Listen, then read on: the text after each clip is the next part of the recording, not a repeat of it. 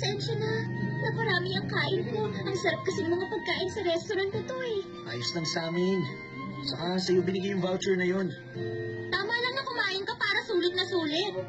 Sa susunod, hindi na ako magpapadaig sa'yo. Ibig niyo sabihin, sasama pa uli kayo sa akin? Aba, syempre naman. Sasama rin ako. Maraming salamat sa inyo. Nitong mga nakaraang araw, nagiging masayahin na ako. Gusto ko na sa school. Kaya lang, tuwing papauwi na ako, parang minsan nakakaramdam ako ng lungkot.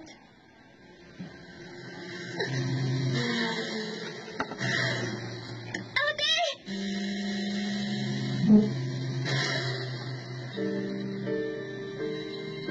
Ang turo sa akin ni Haruhiko na parang naglalakad ng diksyonaryo.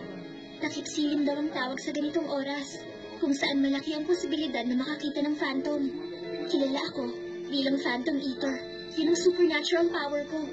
Naging membro ako ng samahang nanghuhuli ng mga phantom na namemerwisyo sa lipunan. Pero, hindi ito gusto ng mga magulang ko.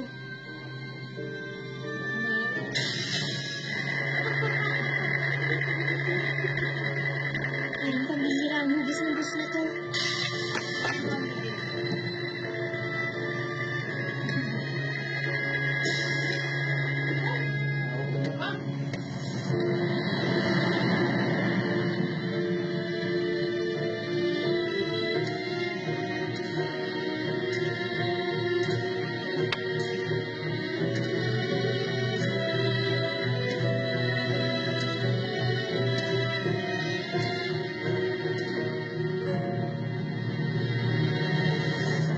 Weirdo.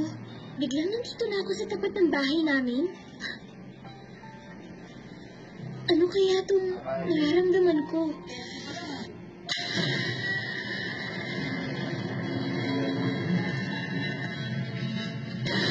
Daddy, Mommy! Nandito na po ako! Ginabi ka na naman ng uwi. Umaasa kung hindi ka na uli makikipag-ugnayan sa mga phantom. Hindi na po.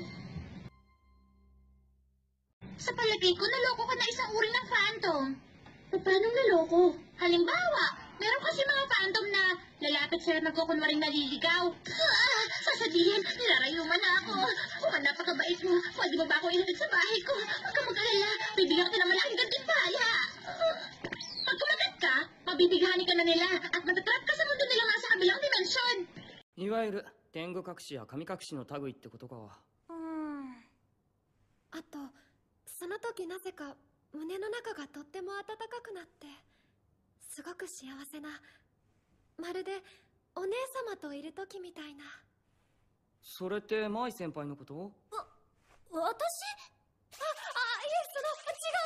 いえ、違わないんですけど、Yung bus na sinakyan mo kahapon, yun mismo ang phantom.